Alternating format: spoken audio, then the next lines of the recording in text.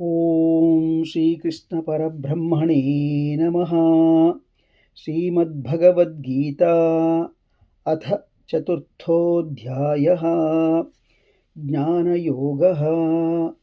ಶ್ರೀಭಗವಾನುವಾಚ ಇಮಂ ವಿವಸ್ವತೆ ಯೋಗಂ ಪ್ರೋಕ್ತವಾನಹಮವ್ಯಯಂ ವಿವಸ್ಮಾನ್ಮನವೇ ಪ್ರಾಹ ಮನುರಿಕ್ಷ್ವಾಕವೇ ಬ್ರವೀತ್.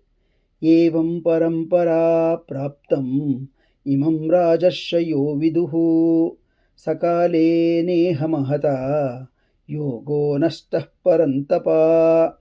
ಸ ಏವಾಯಂ ಮಯಾ ತೇದ್ಯ ಯೋಗಃ ಪ್ರೋಕ್ತಃ ಪುರಾತನಃ ಭಕ್ತೋऽಸಿ ಮೇ ಸಖಾ ಚೇತಿ ರಹಸ್ಯಂ ಹೇತದುತ್ತಮಂ. ಅರ್ಜುನ ಉವಾಚ ಅಪರಂ ಭವತೋ ಜನ್ಮ ಪರಂ ಜನ್ಮ ವಿವಸ್ವತಃ ಕಥಮೇತದ್ವಿಜಾನೀಯಾಂ ತ್ವಮಾದೌ ಪ್ರೋಕ್ತವಾನಿತಿ.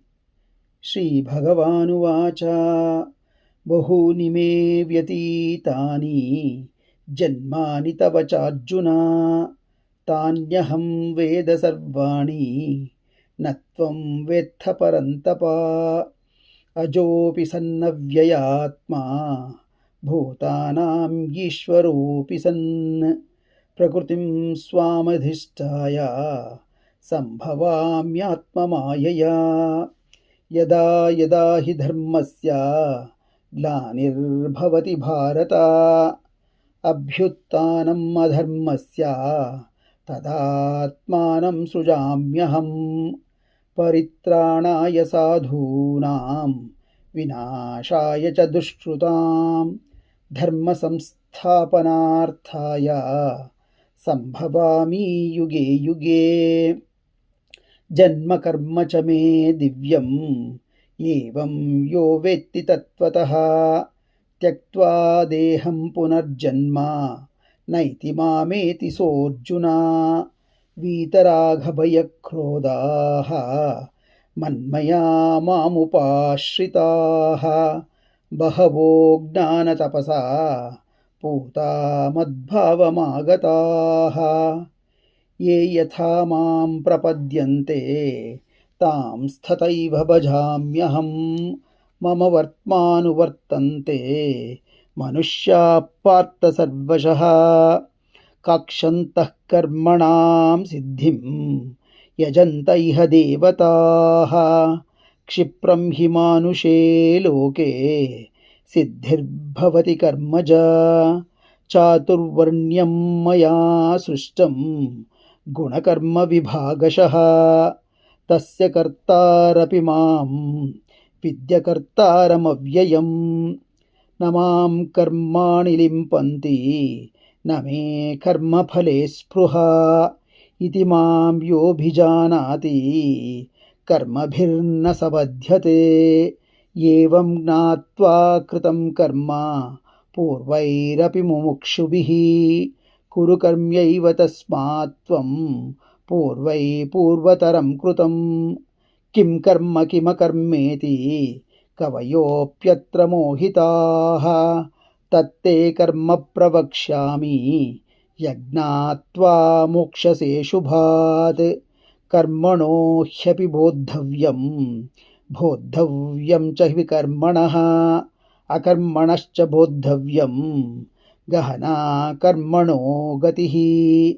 कर्मण्यकर्म यः पश्येत् अकर्मणि च कर्म यः स बुद्धिमान् मनुष्येषु स युक्तः कृत्स्नकर्मकृत्.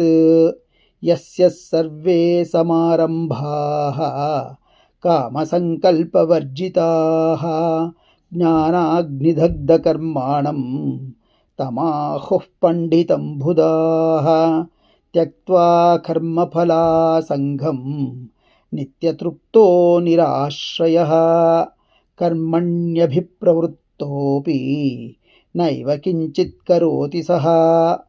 निराशीर्यितचित्तात्मा त्यक्तसर्वपरिग्रहः. शारीरं केवलं कर्म कुर्वन्नाप्नोति किल्बिषम्.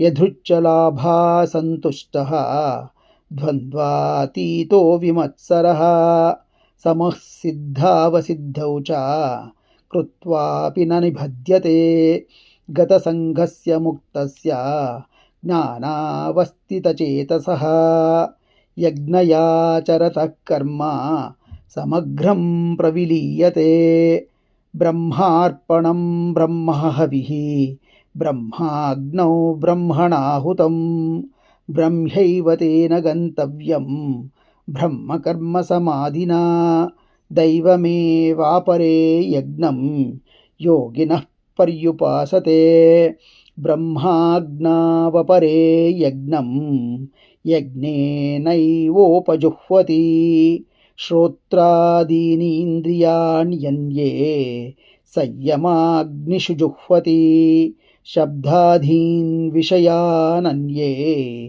इन्द्रियाग्निषु जुह्वति सर्वाणीन्द्रियकर्माणि प्राणकर्माणि चापरे आत्मसंयमयोगाग्नौ जुह्वति ज्ञानदीपिते द्रव्ययज्ञास्तपोयज्ञाः योगयज्ञास्तथा परे स्वाध्यायज्ञानयज्ञाश्च यतयः संशितव्रताः अपाने जुह्वति प्राणं प्राणे पानं तथा परे प्राणापानगतिरुद्ध्वा प्राणायामपरायणाः अपरे नियताहाराः प्राणान् प्राणेषु जुह्वति सर्वेऽप्येते यज्ञविदः यज्ञक्षपितकल्मषाः यज्ञशिष्टामृतभुजः यान्ति ब्रह्म सनातनं नायं लोकोऽस्त्य यज्ञस्य कुतोऽन्यः कुरु सत्तमा एवं बहुविधा यज्ञाः वितता ब्रह्मणो मुखे कर्मजान् विद्दितान् सर्वान् एवं ज्ञात्वा विमोक्ष्यसे श्रेयान् द्रव्यमयाद्यज्ञात् ज्ञानयज्ञः परन्तप सर्वं कर्माखिलं पार्थ ज्ञाने परिसमाप्यते तद्विद्धि प्रणिपातेन परिप्रश्नेन सेवया उपदेक्ष्यन्ति ते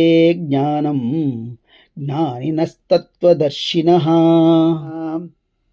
यज्ञात्वा न पुनर्मोहम् एवं यास्यसि पाण्डव येन भूतान्यशेषेण द्रक्ष्यस्यात्मन्यतो मयि अपि चेदसि पापेभ्यः सर्वेभ्यः पापकृत्तमः सर्वं ज्ञानप्लवेनैव रुजिनं सन्तरिष्यसि यतैधांसि समिद्धोऽग्निः भस्मसात् कुरुतेऽर्जुन ज्ञानाग्निः सर्वकर्माणि भस्मसात् कुरुते तथा न हि ज्ञानेन सदृशं पवित्रमिह विद्यते तत्स्वयं योगसंसिद्धः कालेनात्मनि विन्दति श्रद्धावान् लभते ज्ञानं तत्परः संयतेन्द्रियः ज्ञानं लब्ध्वा परां शान्तिम् अचिरेणाधिगच्छति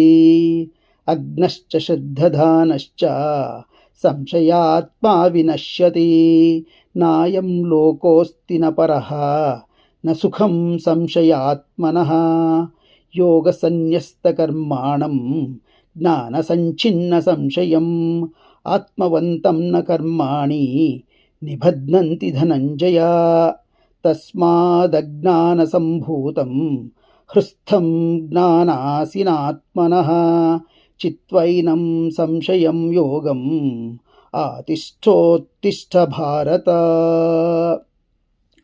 ॐ तत्सदिति श्रीमद्भगवद्गीतासु उपनिषत्सु ब्रह्मविद्यायां योगशास्त्रे श्रीकृष्णार्जुनसंवादे ज्ञानयोगो नाम चतुर्थोऽध्यायः।